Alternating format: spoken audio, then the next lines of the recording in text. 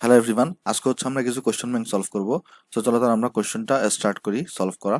দেখো, ফার্স্টে আমাকে কোশ্চেনটা বলছে কি, ফার্স্ট কোশ্চেন আমাকে বলা হচ্ছে এখানে এরকম যে তোমার নিচের জৈব যৌগের রাসায়নিক নাম ও সংকেত লিখো। তার মানে এখানে আমার বেশ কিছু জৈব যৌগ দেওয়া আছে।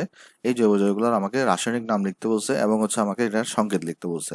তো দেখো, যৌগগুলোর নাম যদিও অনেক কঠিন, কিন্তু যৌগগুলোর স্ট্রাকচার অনেক সোজা। যেমন আসলে আমি বেসিক্যালি তোমাকে বলি, এক নম্বরে কি দেওয়া আছে দেখো তো ভাই। এক নম্বরে দেওয়া আছে তোমার এখানে হচ্ছে ভাই মার্স গ্যাস। মার্স গ্যাস ভাই আর কিছুই না, মার্স গ্যাস হচ্ছে মিথেনের আরেকটা নাম। তার মানে এক নাম্বার হচ্ছে তোমার কি দেওয়া আছে দেখো তো, এক নম্বরে দেওয়া আছে তোমার হচ্ছে ভাই মার্স গ্যাস। মার্স গ্যাস আর কিছুই না ভাই, মিথেনের আরেকটা নাম। ওকে, তো তাহলে মার্স গ্যাসের সংকেত কি হবে? মার্স গ্যাসের সংকেত হবে তোমার হচ্ছে সি। মিথেনের মানে কি CH4 না? তার মানে কার্বনের সাথে 4টা হাইড্রোজেন যুক্ত থাকবে। তো এটাই হচ্ছে আমাদের এখানে মার্স গ্যাস। ওকে, আশা করি বুঝতে পারছো। তারপরে দেখো তোমার কাছে কি আছে এখানে, উড অ্যালকোহল। উড অ্যালকোহল হচ্ছে ভাই মিথানলের আরেকটা নাম। সো উড অ্যালকোহল যেটা আছে, মানে যদিও এখানে নাম দেখে মনে হচ্ছে অনেক কঠিন যৌগ হবে, আসলে কঠিন যৌগ না এগুলা। উড অ্যালকোহল যেটা আছে, উড অ্যালকোহলটা তোমার হচ্ছে ভাই মিথানলের আরেকটা নাম। মিথানল এটার আরেকটা নাম। তো মিথানলের সংকেত কিরকম ভাই? CH3OH। তো তুমি চাইলে এটাকে সরাসরি ভাবে লিখে দিতে পারো CH3OH। দাঁড়াও, CH3OH এটা হচ্ছে তোমার ভাই কিসের সংকেত ভাই? মিথানলের সংকেত। এরপর আছে অ্যান্টিফিস। অ্যান্টিফিসটা অলরেডি আমরা দেখে আসছিলাম, সেটা কি বলতো? ইথিলিন গ্লাইকোলের সংকেত। সো অ্যান্টিফিস যেটা আছে 3 নাম্বার, অ্যান্টিফিস এটা হচ্ছে ভাই ইথিলিন গ্লাইকলের আরেকটা নাম। Ethylene glycol. দেখো তো, এটা তুমি কোথায় পড়ে আসছো? ইথিলিন গ্লাইকল এই যৌগটা, এটা তুমি পড়ে আসছো যে অ্যালকিনের শনাক্তকরণ পরীক্ষাতে। ওই যে পটাশিয়াম পারম্যাঙ্গানেট দ্রবণ দিয়ে একটা পরীক্ষা ছিল, যেটাকে তুমি বেয়ারের পরীক্ষা বলতা। সেই পরীক্ষায় যে উৎপন্ন হইতো সেটাকে তুমি ইথিলিন গ্লাইকল বলতো, আমি লিখে দিয়েছিলাম। তো এটা সংকেত কি ছিল ভাই? CH2, CH2, CH2, সবার সাথে একটা করে OH ছিল। এখানে একটা OH, এখানে একটা OH। ওকে, তো এটা ছিল তোমার হচ্ছে ভাই অ্যান্টিফিসের সংকেত। 4 নাম্বার দেখো, 4 নাম্বার বলতেছে তোমাকে হচ্ছে ভাই মথবলস। মথবলস ভাই হচ্ছে ন্যাপথালিনের আরেকটা নাম। ওকে, 4 নাম্বার হচ্ছে ভাই তোমার মথবলস। একটু এগুলো মনে রাখতে হবে, কারণ দেখো এটা বুয়েটে 2016 সাল আসছে। যদি বুঝতেই পারতেছে এই ধরনের কোয়েশ্চেন অনেক ইম্পর্টেন্ট। তাহলে মথবলস, তো মথবলস হচ্ছে ভাই ন্যাপথালিনের আরেকটা নাম। ন্যাপথালিন।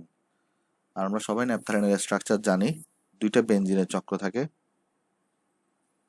তাহলে এখানে 2টা চক্র আঁকো।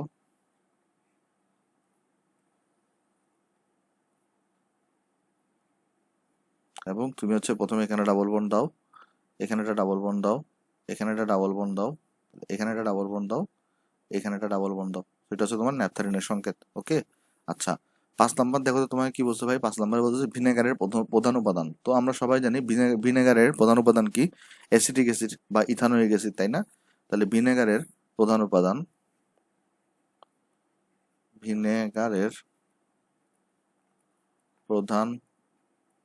উপাদান, এটাকে তোমরা হচ্ছে বলো অ্যাসিটিক অ্যাসিড বলো, অথবা আমরা ইথানোয়িক অ্যাসিডও বলি, ইথানোয়িক অ্যাসিড। আর সবাই নিশ্চয়ই আমরা এটা সংকেত জানি, সংকেত কত ভাই? CH3COOH। ওকে, তাহলে আমাদের 1 নাম্বার কোয়েশ্চনটা শেষ। 2 নাম্বার কোয়েশ্চনটা আসতে হচ্ছে ভাই তোমাদের পরিবেশ রসায়ন থেকে। তাও আমরা দেখে ফেলি, যেহেতু এটা আমরা জানি। সো দেখো, 2 নাম্বার কোয়েশ্চনে বলছে কি, যে 2 নাম্বার কোয়েশ্চনে বলতেছে যে নিচের অ্যাসিড দুটোর সংযুক্ত ক্ষারের সংকেত লিখো। অর্থাৎ নিচে 2টা অ্যাসিড দেওয়া আছে, এদের সংযুক্ত ক্ষারের সংকেত লিখো। ভাই অ্যাসিডের ক্ষার বলতে আমরা কোনটাকে বুঝি? ওই যে অনুবন্ধী ক্ষার। অ্যাসিড থেকে একটা হাইড্রোজেন বের হয়ে যাওয়ার পরে যা পাও তাকে তুমি কি বলো? ওই অ্যাসিডের অনুবন্ধী ক্ষার বা সংযুক্ত ক্ষার বলো। দ্যাট মিন্স তোমাকে এখানে কি লিখতে বলছে? নিচের অ্যাসিড দুটোর সংযুক্ত ক্ষারের সংকেত, অর্থাৎ এই অ্যাসিড দুইটার অনুবন্ধী ক্ষারের সংকেত লিখতে বলছে। ঠিক আছে? আর অনুবন্ধী ক্ষার তুমি কিভাবে হিসাব করো? একটা করে হাইড্রোজেন বাদ দাও। যেমন দেখো, 1 নাম্বারে কি দেওয়া আছে তোমার এখানে? 1 নাম্বারে দেওয়া আছে তোমার এখানে H2SO3। সো এটা থেকে যদি একটা হাইড্রোজেন বের হয়ে যায় H+, এবং এখানে থাকতেছে হচ্ছে ভাই HSO3-, কারণ একটা H+ বের হয়ে গেছে। সো এই যে দেখতেছো তুমি HSO3-, এটাকে আমরা বলি হচ্ছে তোমার ভাই অনুবন্ধী ক্ষার।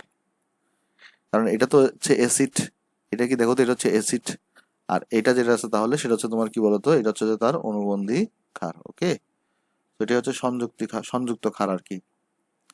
তার মানে তোমাকে এটাই দেখাইতে বলছে, দেখো যে অ্যাসিড দুটোর সংযুক্ত ক্ষার সংকেত লেখো, তার মানে এই অ্যাসিডের সংযুক্ত ক্ষার হচ্ছে এটা। তারপর 2 নম্বর দেখো, 2 নম্বরে কি দিছে, C2H O4 এখান থেকে যদি একটা H+ বের হয়ে যায়, তাহলে এখানে কি থাকবে ভাই, C2O4 থাকবে। আগে একটা মাইনাস ছিল, এখন দেখো এখানে কোনো মাইনাস ছিল না, একটা H+ বের হয়ে গেছে, তাহলে একটা মাইনাস দিছো।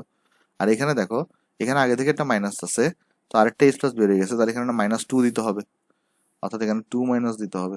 ওকে, আচ্ছা দেখো আমি তোমাকে জিনিসটা আবার বোঝাই বলি। এখানে কোনো দেখো প্লাস মাইনাস ছিল না, একটা H+ বেরিয়েছে, এই জন্য একটা মাইনাস দিছো।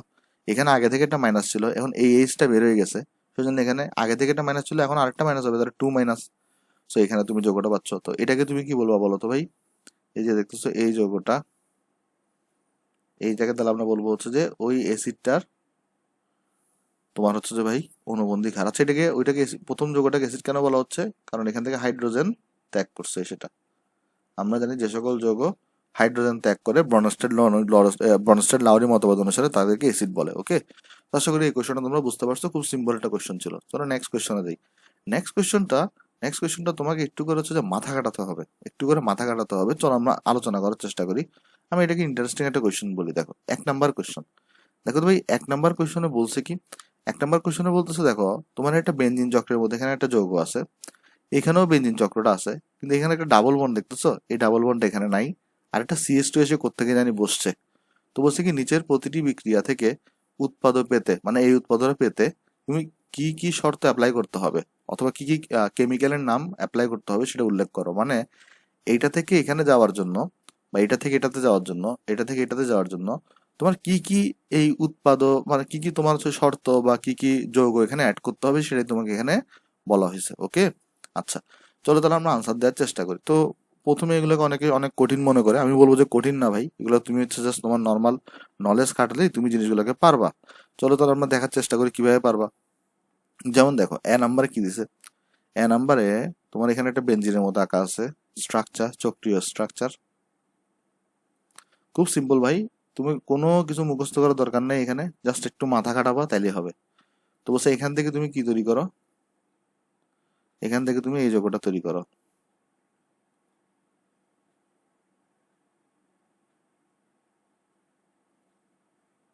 ওকে, তারপর এখানে দেখো, এখানে একটা বন্ধন দেওয়া, এখানে একটা বন্ধন দেওয়া, এখানে একটা CH2 দেওয়া। আচ্ছা এখন একটা জিনিস আমি তোমাকে বলি, দেখো তোমাকে বলছে এখানে কি বসালে এটা উৎপন্ন হবে, তুমি নিজেই নলেজ খাটাও। এই যৌগটার মানে মেইন যেটা বিক্রিয়ক, সেখানে কোথাও CH2 ছিল, সেখানে কিন্তু কোনো CH2 ছিল না, অর্থাৎ CH2 কে তোমার এখানে আনতে হবে, তাই না? জিনিসটা বুঝো, জিনিসটা যে এইখানে উৎপাদের মধ্যে CH2 যুক্ত হয়েছে, তার মানে CH2 তো আসছে কোথাও না কোথাও থেকে, তাই না? তাহলে এখানে তোমার CH2 কে দাও। আচ্ছা এবার একটা জিনিস দেখো, এখানে একটা পাই বন্ধন ছিল, এখানে কি কোনো পাই বন্ধন আছে? না, ওই পাই বন্ধনটাকে ভেঙেই তো CH2 এখানে যুক্ত হয়েছে, অর্থাৎ CH2টা পাই বন্ধনের ইলেকট্রনগুলোকে রিসিভ করছে। জিনিসটা বুঝো, আমি তোমাকে জিনিসটা বুঝাই বলি। এখানে হচ্ছে এটা হচ্ছে বেঞ্জিনের, এখানে দেখো বেঞ্জিনের মতো একটা চক্রীয় একটা স্ট্রাকচার আছে। সো এই স্ট্রাকচার থেকে যখন এই স্ট্রাকচারে গেছো, এখানে CH2টা নতুন ভাবে অ্যাড হয়েছে, CH2 কিন্তু এই যৌগটাতে ছিল না। অর্থাৎ তোমাকে এখানে এই প্রয়োজনীয় উৎপাদরা পাইতে হলে তোমাকে CH2 অ্যাড করা লাগবে। তো CH2 তুমি এখানে অ্যাড করছো। ওকে, কিন্তু দেখো আর একটা জিনিস, এখানে এখানে একটা পাই বন্ধন ছিল, কিন্তু এখানে কোনো পাই বন্ধন নাই। তো পাই বন্ধন নাই মানে কি, পাই বন্ধনটা ভেঙে গেছে। তো পাই বন্ধনে তো 2টা ইলেকট্রন ছিল, ওই 2 ইলেকট্রন কে নিবে, এই CH2 নিবে। বুঝতেছো জিনিসটা? দেখো খেয়াল করে দেখো, আমি আবার বুঝাই বলি। এই একটা যৌগ, এই যৌগ থেকে তুমি এই যৌগ তৈরি করতেছো। তো এখানে তোমাকে দেখা যাচ্ছে একটা CH2 আছে, তো CH2 তো ভাই এই যৌগটাতে ছিল না, তার মানে CH2 কে তোমার এখানে যোগ করতে হবে, যোগ করলা। কিন্তু তুমি আরেকটা জিনিস খেয়াল করে দেখো, এখানে তো একটা পাই বন্ধন ছিল, এখানে তো এই পাই বন্ধনটা নাই। তো পাই বন্ধন তো নাই মানে কি, পাই বন্ধনটা ভেঙে গেছে, মানে এই পাই বন্ধনটা এখানে গিয়ে ভেঙে গেছে। তো পাই বন্ধন যদি ভেঙে যায়, পাই বন্ধনের এখানে 2টা ইলেকট্রন আছে, তাই না? ওই ইলেকট্রনগুলো কি কে রিসিভ করবে? এই CH2 রিসিভ করবে। অর্থাৎ CH2টার 2টা ইলেকট্রন, যেহেতু একটা পাই বন্ধন ভেঙে গেছে, একটা পাই বন্ধনে ইলেকট্রন থাকে 2টা, তাহলে এই CH2 এর 2টা ইলেকট্রনকে গ্রহণ করার ক্ষমতা থাকতে হবে, অর্থাৎ এই CH2 কে 2+ হইতে হবে। কেন? কারণ 2+ হইলেই সে হচ্ছে যে এই দুইটা ইলেকট্রনকে গ্রহণ করতে পারবে। যদি কোনো ধরো তুমি যদি CH2 যদি 2+ না হইতো, অর্থাৎ দুইটা যদি ইলেকট্রন 2+ মানে কি দুইটা ইলেকট্রনের অভাব আছে, সাপোজ যদি CH4 হইতো, তাহলে সে কি দুইটা ইলেকট্রনকে গ্রহণ করতে পারতো না? কেন? কারণ তার তো অভাব নাই কোনো। CH4 মানে কোনো ধরনের তার চারটা হাতে ফিল আপ করা। কিন্তু এখানে তুমি খেয়াল করে দেখো, আমি আবার বলি, এই যৌগ থেকে যখন তুমি এই যৌগটা তৈরি করতেছো, এখানে CH2টা নতুন ভাবে অ্যাড হয়েছে। CH2 এখানে তোমার ছিল না, তাহলে প্রথম কথা CH2 এখানে দিতে হবে। দ্বিতীয় কথা হচ্ছে যে এখানে একটা দেখো একটা পাই বন্ধন ছিল, কিন্তু এখানে কোনো পাই বন্ধন নাই, অর্থাৎ এই পাই বন্ধনটা ভেঙে গেছে। তো পাই বন্ধন ভাঙছে, এটার মানেটা কি ভাই? পাই বন্ধন ভাঙছে, তো পাই বন্ধনে তো দুইটা ইলেকট্রন থাকে, ওই দুইটা ইলেকট্রনকে এ রিসিভ করছে। তাহলে এ যে কখন রিসিভ করতে পারবে? যদি তার মধ্যে 2+ থাকে। আমরা জানি দুইটা ইলেকট্রনকে রিসিভ করার জন্য অবশ্যই 2+ থাকতে হবে, একটা ইলেকট্রনকে রিসিভ করার জন্য অবশ্যই একটা প্লাস থাকতে হবে। তো এই জন্য তুমি এখানে কি যুক্ত করতে হবে? এই যৌগটার সাথে যদি তুমি CH2+ কে যুক্ত করো, তাহলে এখানে তৈরি হবে। দেখো, এই যৌগটার সাথে CH2+ কে যুক্ত হলে +2 না, তার মানে তার দুইটা ইলেকট্রনের অভাব। সে তখন এই পাই বন্ধনের দুইটা ইলেকট্রনকে গ্রহণ করবে, এবং গ্রহণ করার পর এটার সাথে যুক্ত হয়ে CH2 এই যৌগটা তৈরি করবে। তো আশা করি তোমরা জিনিসটা এখানে বুঝতে পারছো, খুব ইজি একটা জিনিস। 2 নাম্বার দেখো, B B number. B number দেখো তো ভাই, এটা তোমাদেরকে আমি অলরেডি শিখেছি গত লেকচারের আগের লেকচারে, বার্ক রিডাকশন নামের একটা বিক্রিয়া। কারণ কেন? এই বেনজিন চক্রে 3টা পাই বন্ধন আছে, এখানে 2টা পাই বন্ধন হয়ে গেছে, তাহলে 3টা থেকে 2টা হয়ে গেছে, একটা রিডাকশন হয়েছে, মানে একটা কমে গেছে পাই বন্ধনের। তো এই ধরনের বিক্রিয়াকে আমরা কি বলি? বার্ক রিডাকশন বলি। এগুলো অলরেডি আমরা আলোচনা করে আসছি। ওকে, তো তাহলে এখানে কি দেখো তো, এখানে তুমি যৌগটা আঁকো।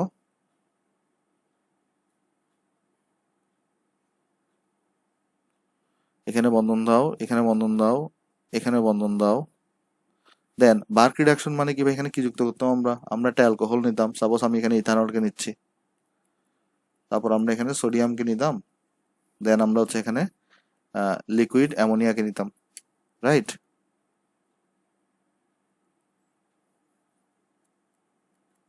Liquid ammonia. তো নেওয়ার পরে কি হতে হবে বলতো? ওই ট্রিপল বন্ডটা ভেঙে তোমার এখানে একটা ডাবল বন্ড হয়ে যেত। মানে জিনিসটা হচ্ছে ট্রিপল বন্ড না, মানে 3টা পাই বন্ধন ভেঙে 2টা পাই বন্ধনে কনভার্ট হয়ে যেত। ট্রিপল বন্ড না, 3টা পাই বন্ধন ভেঙে 2টা পাই বন্ধনে কনভার্ট হয়ে যেত। যেটাকে আমরা কি বলতাম বলতো ভাই? এই রিয়াকশনের নাম, এই রিয়াকশনের নাম আমি লিখে দিই। এই রিয়াকশনটাকে আমরা বলতাম তোমার হচ্ছে বার্ক রিডাকশন। এবং আমি তোমাদেরকে বলছিলাম অনেক ইম্পর্টেন্ট, এবং আমি গতকালকেও দেখাইছিলাম কোয়েশ্চেন মেকের সময়। 2017 সালে আমার বড় বার্ক রিডাকশন থেকে কোয়েশ্চেন আসছে, 14 সালেও আসছে, এবং আমরা আজকে আরেকটা করবো দেখবো 11 সালের দিকে, সেখানেও বার্ক রিডাকশন থেকে কোয়েশ্চেন আসছে। তো বার্ক রিডাকশন তোমার জন্য খুবই ইম্পর্টেন্ট একটা বিক্রিয়া। ওকে, আচ্ছা, এরপরে দেখো এখানে কি হয়েছে। এরপরে সি নাম্বারে কি বলতেছে দেখো, সি নাম্বারে বলতেছে তোমাকে এখানে এরকম যে 2CH ট্রিপল বন্ড CH, এখান থেকে কি তৈরি হচ্ছে বলতো? এখান থেকে সামথিং তোমার তৈরি হচ্ছে, হচ্ছে এরকম যৌগ CH2 double bond CH single bond carbon double bond CH2 Cl। ওকে, আচ্ছা, এখন ভাই এই ধরনের কোয়েশ্চেন দেখলে বললাম ভাই অবস্থা খারাপ, যে কিভাবে আনসার করবো ভাই, মানে কোনো কিছু মুখস্থ রাখতে হবে কিনা? কিচ্ছু মুখস্থ রাখতে হবে না। দেখো, আমি তোমার শিখাই। দেখো, এখানে 2CH আছে না, অর্থাৎ এখানে দেখো তো কার্বন আছে একটা যোগে 2টা, আর এখানে 2 দিয়ে গুণ করে, তাহলে মোট কার্বন আছে 4টা। তাহলে 1 2 3 4, তাহলে এখানে তোমার এমন একটা যৌগ অ্যাড করতে হবে যেখানে কোনো কার্বন নাই। কারণ দেখো, কেন কার্বন থাকতে পারবে না এই যৌগটাতে? কেন আমি তোমার বুঝাই বলি। দেখো, মেইন যে বিক্রিয়ক, সেখানে এখানে কার্বন আছে 2টা, আর এখানে 2 মোল দিচ্ছে, তাহলে 4টা কার্বন টোটাল। এখানেও দেখো কয়টা কার্বন? 4টা কার্বন। ওকে, আচ্ছা, এখানে দেখো একটা Cl এক্সট্রা আসছে, তার মানে এইখানে যে যৌগটা তুমি অ্যাড করবা সেখানে Cl থাকতে হবে, কারণ Cl এখানে এক্সট্রা আসছে। তারপর দেখো হাইড্রোজেন কয়টা? দেখো তো এই যৌগে 2টা, আর 2 দ্বিগুণ করলে মোট হাইড্রোজেন 4টা। কিন্তু এখানে দেখো 2টা 3টা 5টা, কারণ 2 1 এ 3 আর 2 এ 5। দ্যাট মিনস দেখো, এইখানে আমি তোমাকে যদি বলি এই যৌগটাতে এই যৌগটাতে এই যৌগটাতে হাইড্রোজেন আছে 4টা, তাহলে আমার এখানে এই যৌগটাতে হাইড্রোজেন আছে 5টা, তাহলে আমার একটা হাইড্রোজেন অ্যাড করা লাগবে। আবার দেখো এখানে একটা Cl অ্যাড করা লাগতেছে, তাহলে আমাকে টোটাল অ্যাড করা লাগবে কি বলতো? টোটাল আমাকে অ্যাড করা লাগবে HCl। কেন? আমি তোমাকে বুঝাই বলি। দেখো, এই যৌগটাতে মোট কার্বন 4টা, এখানেও মোট কার্বন 4টা, এখানে মোট হাইড্রোজেন 4টা, কিন্তু এখানে মোট হাইড্রোজেন 5টা, তাহলে আমার একটা হাইড্রোজেন লাগবে, একটা হাইড্রোজেন অ্যাড করলাম। আবার এই যৌগটাতে একটা Cl এক্সট্রা আছে, সো আমার এখানে একটা Cl এক্সট্রা অ্যাড করতে হবে, সো এখানে HCl অ্যাড করতে হবে। ভাই দেখো, খুবই ইজি জিনিসটা, তাই না? যে কোনো কিছু তোমার এখানে মুখস্থ রাখা লাগতেছে না। তো এখানে আনসার হচ্ছে এটাই। তাহলে দেখো, এখানে আমি যদি বক্স করে দিই আনসার গুলাকে, এখানে আনসার হচ্ছে এটা,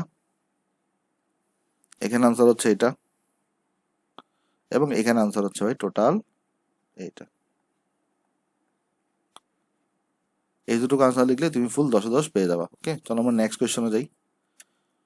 নেক্সট কোয়েশ্চন হচ্ছে তোমার সংকেত নিয়ে ভাই। দেখতেছো তুই সংকেতগুলোর থেকে আসলে অনেক কোয়েশ্চন আসতেছে, সো খুব ভালোভাবে পড়বা সংকেতগুলা। আচ্ছা, এগুলো আসলে সবাই স্কিপ করে যায়। দেখো প্রথমে বলছে কি নিম্নলিখিত যৌগগুলোর পূর্ণ গাঠনিক সংকেত লিখো। ফার্স্টে আছে কি দেখো তো কিউমিন, 1 নম্বরে আছে তোমার হচ্ছে ভাই কিউমিন। আমরা সবাই নিশ্চয়ই কিউমিনের সংকেত জানি। কিউমিনের সংকেত কিরকম ভাই? এটা বেঞ্জিনের মতো আঁকো, বেঞ্জিনের মতো আঁকার পরে এখানে একটা সিএইচ কে দাও, এপাশে একটা CH3 দাও, এপাশে তুমি একটা CH3 দাও। এটা হচ্ছে তোমার এটা কিউমিনের সংকেত। 2 নম্বর কি ভাই? 2 নম্বর হচ্ছে তোমার অর্থ সালফো বেঞ্জয়িক অ্যাসিড। তাহলে 2 নম্বর হচ্ছে যে অর্থ, ও দ্বারা অর্থকে বোঝাচ্ছে সালফো বেঞ্জয়িক অ্যাসিড। তার মানে বেঞ্জয়িক অ্যাসিড মানে এখানে COOH থাকবে। ওকে, বেঞ্জয়িক অ্যাসিড মানে তোমার এখানে COOH থাকবে। বেঞ্জিনের মতো আঁকো, ওর উপরে COOH কে দাও। অর্থ সালফো, অর্থ সালফো মানে কি? অর্থ অবস্থানে SO3H থাকবে। এটা হচ্ছে অর্থ সালফো বেঞ্জয়িক অ্যাসিডের সংকেত। ওকে, 3 নম্বরটা তোমাদের একটু মুখস্থ রাখতে হবে। এটা অনেকে হয়তো তোমার হচ্ছে যে মোলের পর্যাবৃত্ত ধর্মে পড়ে আসছো। মোরের লবণ নামের একটা জিনিস ছিল, মোরের লবণ। তাহলে আমি তোমাকে সংকেতটা লিখে দিই। যারা পড়েও আসেনি তারা এখন মুখস্থ করে ফেলিও, খুবই ইম্পর্টেন্ট একটা সংকেত। এটাও পরীক্ষায় অনেকবার আসছে। মোরের লবণ, এটাকে মোর সল্টও বলে। মোরের লবণের সংকেত হচ্ছে ভাই তোমার FeSO4 dot NH4 2 sulphate dot 10, না 10 না, এটা মনে হয় দাঁড়াও, এটা 6H2O। ওকে, তাহলে মানে দেখো তো মোরের লবণের সংকেত কি? এই iron sulphate dot ammonium sulphate, অর্থাৎ iron sulphate dot NH4 2 sulphate dot 6H2O। এটা হচ্ছে তোমার কি বলতো ভাই মোরের লবণের সংকেত। 4 নম্বরে কি বলছে ভাই? পাইরোগ্যালল। পাইরোগ্যালল আমরা শিখে আসছি, পাইরোগ্যালল এটা আমি তোমাদেরকে শিখাইছি জৈব জগতেই। তো ভাই পাইরোগ্যাললের সংকেত দেখো কিরকম হবে। তুমি একটা বেঞ্জিনের মতো স্ট্রাকচার আঁকো, বেঞ্জিনের মধ্যে স্ট্রাকচার আঁকার পরে পাইরোগ্যালন মানে কি ছিল দেখো তো? 3টা OH কে দাও, এখানে একটা OH দাও, এখানে একটা OH কে দাও, এখানে একটা তুমি OH দাও। সেটা তোমার কিসের সংকেত হয়ে গেল? পাইরোগ্যালনের সংকেত হয়ে গেল। এরপরে 5 নম্বর অ্যাক্রিলিক অ্যাসিড, এটাও আমরা শিখে আসছি। Acrylic acid. তো ভাই চলো দেখি অ্যাক্রিলিক অ্যাসিডের সংকেত কি হবে। সংকেতটা হবে CH2 দাও, ডাবল বন্ড দাও, CH দাও, COOH। এটা ছিল তোমার অ্যাক্রিলিক অ্যাসিডের সংকেত। ওকে, আশা করি বুঝতে পারছো ভাই। চলো নেক্সটে যাই।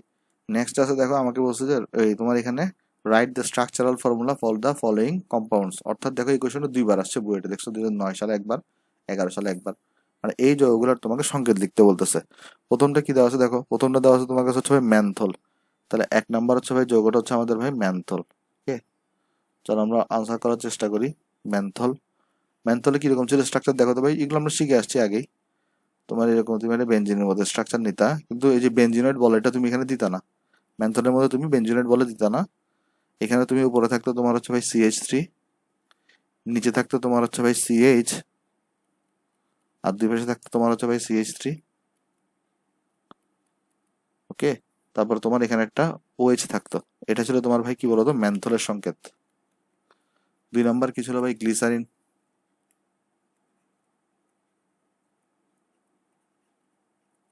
দেখো গ্লিসারিনের সংকেত কি ছিল তোমার? CH2OH, CHOH, CH2OH। ওকে, আর 3 নম্বর হচ্ছে ভাই প্যারাসিটামল। এটাও আমরা অনেকবার লিখে আসছি। এগুলো বারবার তোমাদেরকে লিখানোর কারণ ভাই তুমি যেন একদম মুখস্থ হয়ে যায়, কারণ দেখতো সেই পরীক্ষায় কতবার আসতেছে। তো এটারে কিন্তু সংকেতগুলোরে কিন্তু হেলাফেলা করা যাবে না ভাই। সবাই আমরা সংকেতগুলোকে হচ্ছে বেশিরভাগ সময় হেলাফেলা করি এবং সংকেতগুলোকে আমরা শিখি না। ভাই কিন্তু দেখো সংকেত থেকে নাম্বার তোলা সবচেয়ে সহজ, কারণ এখানে কোনো কিছু চিন্তাই করতে হবে না, জাস্ট দেখবা তারপরে তুমি আনসার করে দিবা। অন্যান্য অঙ্কের তোমার চিন্তা করতে হবে, তো অন্যান্য জায়গাতে নাম্বার তোলা কষ্টকর। ওএইচ, তারপর এখানে এনএইচ, তারপর তোমার এখানে সি ডাবল বন্ড ও CH3, এটা ছিল তোমার প্যারাসিটামলের সংকেত। চলো নেক্সট কোয়েশ্চনে যাই। নেক্সট কোয়েশ্চনে দেখো, 1 নম্বর কোয়েশ্চন আমাকে বলছে কি, 1 নম্বর কোয়েশ্চন আমাকে বলতেছে যে তোমার C3H9N আণবিক ফর্মুলা সম্বলিত যৌগটির গাঠনিক ফর্মুলা লিখো যার মধ্যে কোনো কার্বন কার্বন বন্ধন থাকতে পারবে না। অর্থাৎ এই সংকেতটা নিয়ে তোমাকে একটা যৌগের গাঠনিক সংকেত লিখতে হবে যেই যৌগটাতে কোনো কি থাকতে পারবে না, দেখো তো কোনো ধরনের তোমার হচ্ছে ভাই কার্বন কার্বন বন্ধন থাকতে পারবে না। অর্থাৎ খেয়াল করে দেখো, প্রথমে এখানে আমাকে বলো নাইট্রোজেন আছে একটা, তাহলে প্রথমে এখানে নাইট্রোজেন বসাও ভাই, নাইট্রোজেন যেহেতু আছে তাহলে নাইট্রোজেনটা বসাও। ওকে, 3টা কার্বন আছে, আমরা জানি নাইট্রোজেনের কয়টা হাত, 3টা হাত, তাহলে এখানে 3টা হাত দাও। 3টা হাত দেওয়ার পরে ওই 3টা হাতে 3টা কার্বন, না 3টা কার্বন বসাও, কারণ এখানে কিন্তু কার্বন কার্বন বন্ধন থাকতে পারবে না। কার্বন নাইট্রোজেন থাকতে পারবে কিন্তু কার্বন কার্বন থাকতে পারবে না। H9, তার মানে প্রত্যেকটা কার্বনের সাথে আবার 3টা করে হাইড্রোজেন দাও, কারণ কার্বনের কিন্তু 4টা হাত। সেটা হচ্ছে তোমার এখানে ভাই কাঙ্ক্ষিত যৌগ। আশা করি ভাই এখানে এটা বুঝতে পারছো। তাহলে এই স্ট্রাকচারটাকে আমরা একটু উপরে তুলে দিই, যেহেতু হচ্ছে আমাদের এখানে জায়গা কম। হ্যাঁ, সেটা হচ্ছে আমাদের কাঙ্ক্ষিত যৌগ, সো এটা হচ্ছে আমাদের আনসার। ওকে, আচ্ছা আশা করি একটা জিনিসটা এখানে বুঝতে পারছো ভাই। ওকে, আচ্ছা চলো তাহলে আমরা 2 নম্বর আনসারটা দেখি। মানে যদিও এগুলো প্রথমে মনে হয় অনেক কঠিন, আসলে কঠিন না, আসলে এগুলো একদম সোজা। দেখো 2 নম্বরে কি বলছো তোমাকে, নিচের বিক্রিয়াগুলোর মূল উৎপাদ লিখো, মানে শুধু মূল উৎপাদনটা লিখলেই চলবে। যেমন দেখো তো ভাই এখানে কি হইতো জিনিসটা, এখানে এই যে এই যৌগটা ছিল, এখানে সাপোজ ধর একটা হাইড্রোজেন আছে, আমি তোমাদেরকে কি শিখেছিলাম ভাই, কোনো একটা যৌগে যদি হাইড্রোজেন থাকে আর একটা যৌগে যদি Cl থাকে, অবশ্যই এখানে কি তৈরি হবে, HCl তৈরি হবে, কিন্তু HCl তো মূল যৌগ না, তো এটা দেখানোর দরকার নাই। আর বাকিটা তাহলে তুমি দেখাই দাও। তাহলে দেখো এখানে কি হবে, এটা বেঞ্জিনের মধ্যে স্ট্রাকচার আঁকো। আমরা এরকম বন্ড আকারে না দেখে বেঞ্জিনের বলে আকারে দেখাই দিই।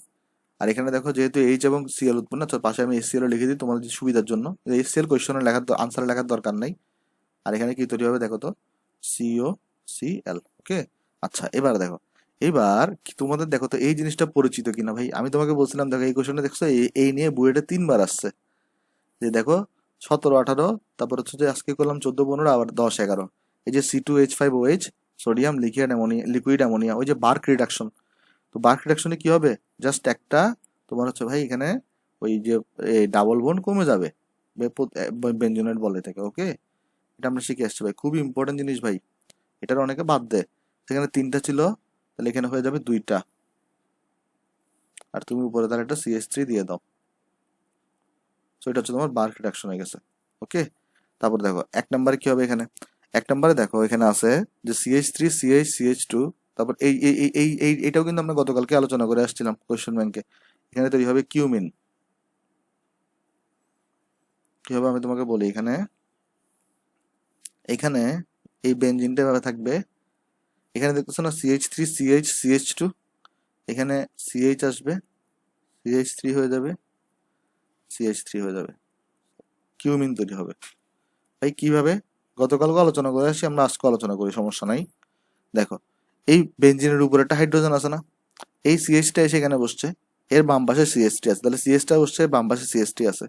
বেঞ্জিনের এখানে হাইড্রোজেনটা তো তাহলে সরে গেছে, ওই হাইড্রোজেনটা গিয়ে যুক্ত হবে এই CH2 এর সাথে, ফলে CH3 হয়ে গেছে। ওকে, আশা করি তোমরা জিনিসটা এখানে বুঝতে পারছো। কি হয়েছে দেখো তো, CH টা এখানে গিয়ে বসছে, এখানে হাইড্রোজেনটা তাহলে এই CH2 এর সাথে যুক্ত হয়ে CH3 হয়েছে, আর CH এর বাম পাশে তো অলরেডি CH3 ছিল, CH3 আছে, সেভাবে করে তোমার কিউমিন তৈরি হয়েছে। তারা নেক্সটে যাই। নেক্সটে দেখো তোমার কোশ্চেনটা বলছে কি, অনাদ্র অ্যালুমিনিয়াম ক্লোরাইডের উপস্থিতিতে প্রোপাইল আয়োডাইড এবং যদি তোমার বেনজিন যদি বিক্রিয়া করা হয় তাহলে কি উৎপন্ন হবে। ওকে, চলো আমরা দেখি। তাহলে এখানে তুমি বেনজিনকে নাও এবং প্রোপাইল আয়োডাইড। প্রোপাইল আয়োডাইড মানে কি, এটা মানে হচ্ছে CH3, প্রোপাইল মানে 3টা কার্বন থাকবে, CH2 CH2, আয়োডাইড মানে একটা আয়োডিন থাকবে। আর এখানে তুমি কাকে রাখতেছো ভাই, তুমি রাখতেছো হচ্ছে অনাদ্র অ্যালুমিনিয়াম ক্লোরাইড। তোমরা নিজেরাই বলো কি বিক্রিয়া হবে, ওই যে ফিডেল গ্রাফ অ্যালকাইলেশনের মতো, তাই না? এটা আমরা পড়ে আসছি, অনাদ্র অ্যালুমিনিয়াম ক্লোরাইড। তাহলে কি হবে ভাই, এখানে আমরা জানি সবাই, এখানে এখানে যদি হাইড্রোজেন আছে, দেখো ওই আমরা বলছিলাম কি একটা যৌগে যদি হাইড্রোজেন থাকে, একটা যৌগে যদি ক্লোরিন থাকে, তাহলে তোমার এখানে HCl উৎপন্ন হতো। তো এখানে ক্লোরিনের বদলে হ্যালোজেন আয়োডিন আছে আর কি, সেখানে তাহলে তোমার কি তৈরি হবে, HI তৈরি হবে। ফলে এই টোটাল জিনিসটা কি এখানে বসে যাবে বেঞ্জিনের এখানে, এটাই তৈরি হবে দুনিয়ার ইজি ম্যাথ।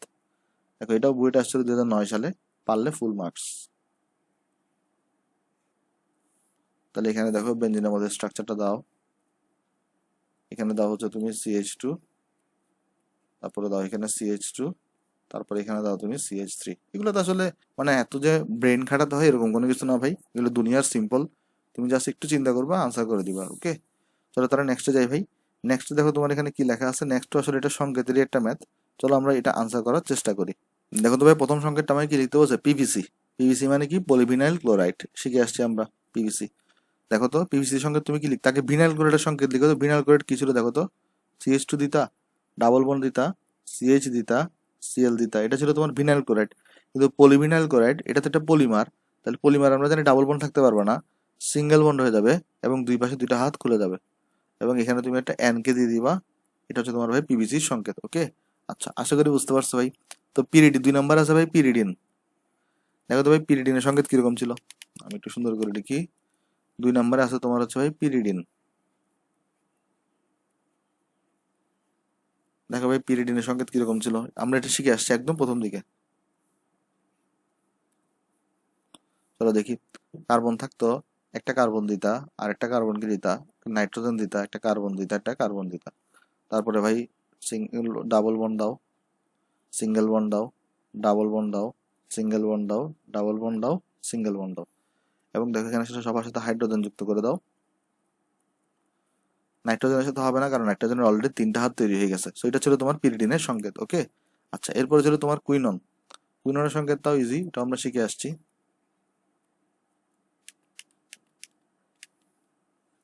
কুইনন, কুইননের সংকেত কি হবে ভাই, কুইননের সংকেত দেখো, একটা তুমি সোয়া বেঞ্জিন আঁকবা, সোয়া বেঞ্জিন আঁকার পরে তুমি এখানে একটা ডাবল বন্ড দাও, এখানে একটা ডাবল বন্ড দাও, এখানে একটা অক্সিজেন, ডাবল বন্ডে অক্সিজেন বের করো, এখানে একটা ডাবল বন্ডে তুমি অক্সিজেন বের করো। তো তাহলে এটা একটা ঘড়ির মতো, এটাকে আমরা বলতাম ভাই কুইননের সংকেত। ওকে, এরপর আসছে হচ্ছে ভাই থেলিক অ্যাসিড, 4 নাম্বার আছে দেখো তোমার কাছে এখানে থেলিক অ্যাসিড, এটাও আমরা শিখে আসছি। থেলিক অ্যাসিড মানে বেঞ্জিন চক্রে 2টা COH থাকবে পাশাপাশি, তাহলে এখানে তুমি বেঞ্জিন চক্রটা আঁকো।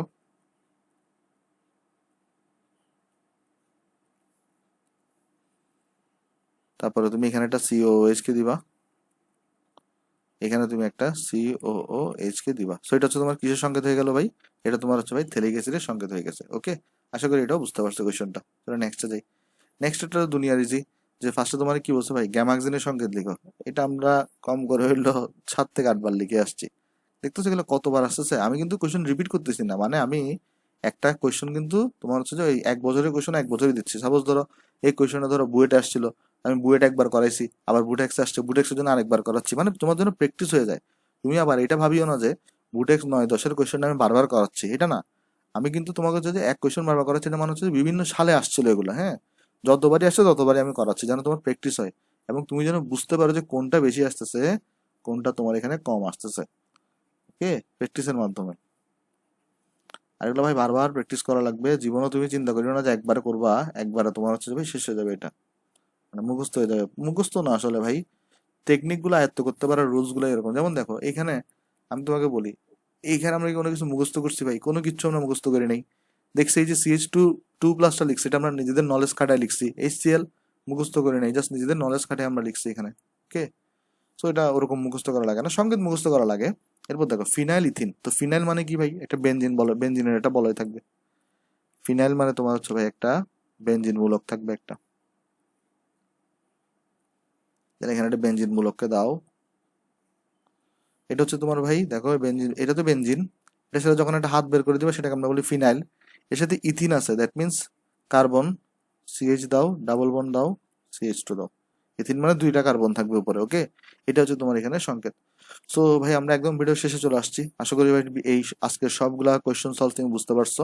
তো যদি তুমি কোয়েশ্চন সলভ গুলো বুঝো তাহলে তুমি ভিডিওতে লাইক করতে পারো ভাই, তাহলে ভিডিওটা তোমার বন্ধুর সাথে শেয়ার করতে পারো এবং অবশ্যই অবশ্যই ভাই চ্যানেলে সাবস্ক্রাইব করতে পারো ভাই। সো এটা তোমাদের কাছে আমার একটা রিকোয়েস্ট থাকবে ভাই, চ্যানেলে তোমার বেশি বেশি সাবস্ক্রাইব করো, তোমার বন্ধুকে আসলে বলো জিনিসটা, কারণ তোমরা যত বেশি আসলে এখানে এই লোকজন বাড়বে, আমারও আসলে ইন্টারেস্টটা বাড়বে যে অনেক আরো ভালো করে পড়াই। ওকে, তো তাহলে সবাই ভালো থাকবেন, আসসালামু আলাইকুম।